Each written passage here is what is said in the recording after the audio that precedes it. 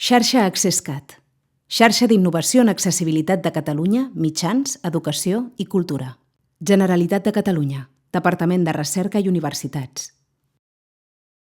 Les demos d'AccessCat, tecnologies d'accessibilitat. Scribble, Mireia Ferrús, grup de recerca, CLIC, Universitat de Barcelona. Jo us presentaré Scribble, que és un transcriptor digital per la docència, i Scribble, a veure si em passa la pantalla.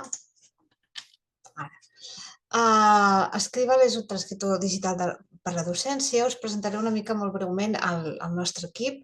Som al Centre de Llenguatge i Computació de la Universitat de Barcelona i els que ens centrem sobretot en aquesta eina som la Mariona Tauler, que és la directora del grup CLIC, el Pol Pastells, que és el tècnic de recerca del grup, l'Àlex Peró, que és un estudiant de doctorat en tecnologies de la parla, i jo mateixa.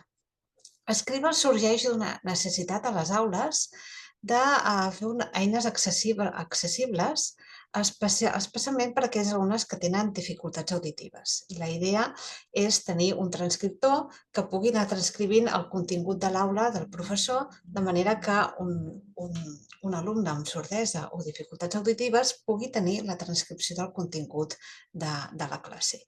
Per fer-ho, no podem agafar qualsevol eina genèrica, sinó que hem de ser més curosos i fer una eina que sigui en llengua catalana, adaptada en llengua catalana, i que sigui també adaptada a la terminologia específica dels materials docents, que en una aula universitària pot ser molt específica i no inclosa en la terminologia genèrica de la majoria de transcriptors.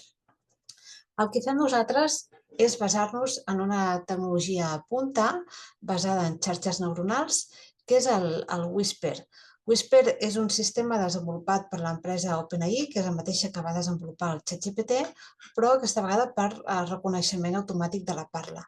És un model multilingüe, això vol dir que funciona per diverses llengües, crec que ara mateix unes 100 llengües té disponibles, i la part bona, l'avantatge és que és un model lliure de codi obert, de manera que nosaltres el podem utilitzar i modificar d'acord amb les nostres necessitats. Que sigui lliure ens permet adaptar-lo a la UB i que sigui autogestionat per la universitat. Això per temes de privacitat és molt important. El que fem també és una adaptació al català, agafem bases de dades en català i fem una adaptació de manera que millora la transcripció en aquesta llengua i, sobretot, millora la transcripció amb diferents varietats dialectals del català. És un sistema entrenat amb més de 600.000 hores de parla, crec que ara ja en té més i tot, i el següent pas que volem fer és adaptar aquesta eina a la terminologia específica i per això estem en contacte amb els serveis lingüístics que ens proporciona els plans docents de totes les assignatures de la UB perquè puguem fer aquesta adaptació terminològica. Aquí tenim una mostra dels percentatges de com hem pogut baixar disminuir els percentatges d'error, per exemple, entre el model bàsic i el model millorat que hem fet nosaltres fent aquesta adaptació del català. El central, el balear baixen menys, el central sobretot perquè la majoria d'hores d'entrenament ja del model bàsic són en català central, però sí que veiem millores molt significatives en el valencià i el nord occidental. I això ens anima a implementar aquestes millores a l'aula i que, a més, que es pugui implementar a qualsevol universitat de parla catalana o que funcioni en qualsevol professor que parli una altra varietat dialectal que sigui diferent de la central. Quines són les aplicacions més rellevants? En primer lloc, l'aplicació que nosaltres hem pensat en la docència universitària també podria servir, per exemple, ara que la llei de la ciència ha canviat el sistema de tribunals i moltes places hi ha tribunals de fora de Catalunya, poder fer, per exemple, concursos en català i que hi hagi una transcripció, sempre passant per uns serveis jurídics que ho validin, i que el docent, el personal docent, pugui fer les seves presentacions en la seva pròpia llengua. Sobretot, hi ha molt interès, hem detectat molt interès en empreses d'audiovisuals per temes de subtitulació i traducció en congressos especialitzats, perquè aquesta eina, a part de fer la transcripció, també ens permet fer traducció en altres llengües.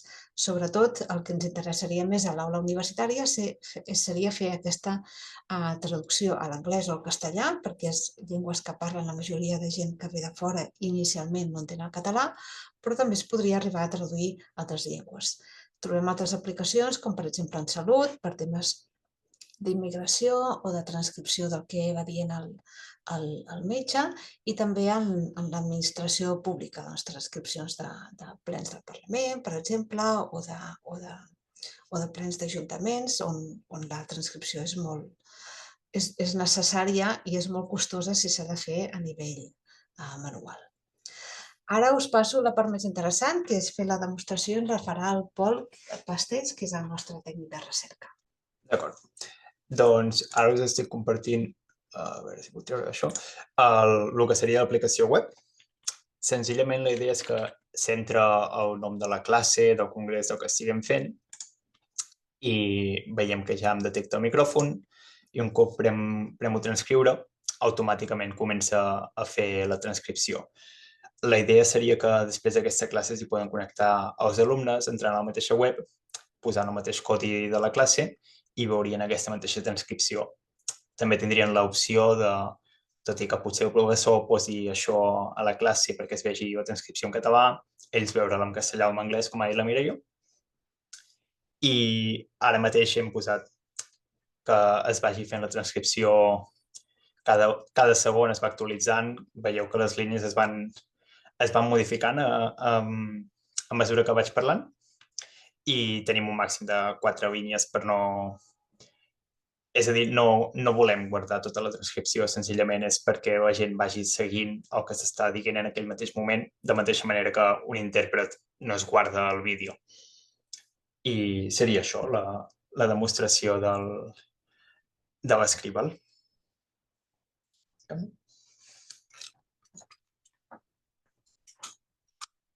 Doncs ja està, l'he deixat pel final també per no fer tants canvis, i si algú té alguna pregunta, veig que hem anat ràpid, oi? Anem bé de temps. Si algú volgués fer alguna pregunta, ho podeu fer a través del botonet que posa Q&A, no sé si teniu en anglès o en català, al Zoom, però hi ha una opció de preguntes i respostes. Aquí podeu posar la vostra pregunta per escrit i després rebríeu la resposta també per escrit.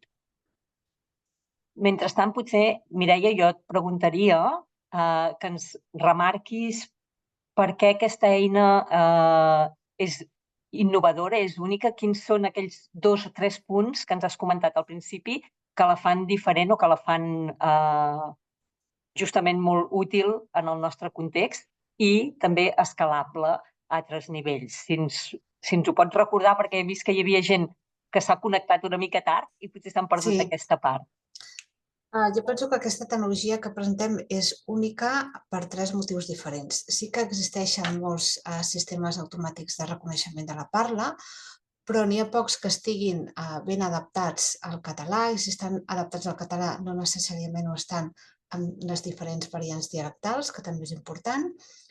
El segon motiu és que l'objectiu és adaptar-la a terminologia científica, terminologia específica especialitzada de la universitat. Això també ens permetrà escalar aquesta tecnologia a congressos especialitzats, on també l'accessibilitat, les presentacions són bàsicament orals i permetrien tenir aquesta transcripció per persones amb dificultats auditives. I la tercera és que és una eina de codi lliure, de codi obert, i nosaltres el podem autogestionar des de la universitat. És a dir, que no és un sistema comercial tancat, sinó que cada vegada que vulguem fer una millora o identifiquem una necessitat per part dels usuaris, nosaltres podem introduir aquestes necessitats i anar millorant constantment. A part, per temes de privacitat i seguretat, el fet de tenir l'eina a dins dels servidors de la Universitat de Barcelona també és important. Pot haver contingut sensible, contingut en copyright que no es vulgui treure de la universitat, etc. I tenim una pregunta de la Tània Molero que ens pregunta si l'eina és oberta, si teniu l'eina oberta. Ara mateix funciona perquè està en període de proves i la tenim només en funcionament a dins dels servidors de la universitat. És a dir, algú que no tingui una VPN de la universitat o accedeixi des de fora, ara mateix no la pot provar, però l'objectiu és quan acabi, quan la puguem posar en producció, és que pugui ser accessible, com a mínim el servei bàsic. Perfecte. Això resol una altra pregunta que hi havia, que era si poden fer servir l'eina a la seva institució. Això serà més endavant? Això serà més endavant, llavors parlem amb nosaltres i llavors també estem explorant ara quines serien les vies de col·laboració amb altres instituts i institucions, com ho podríem fer per oferir l'eina, en quines condicions, quin servei donaríem, etc. Tot això encara ho estem analitzant, però la idea és que tot això es pugui escalar a qualsevol institució que ho necessiti, fins i tot empresa privada. Molt bé. I una última pregunta que tenim al xat. Ens pregunten si implica parlar vocalitzant bé.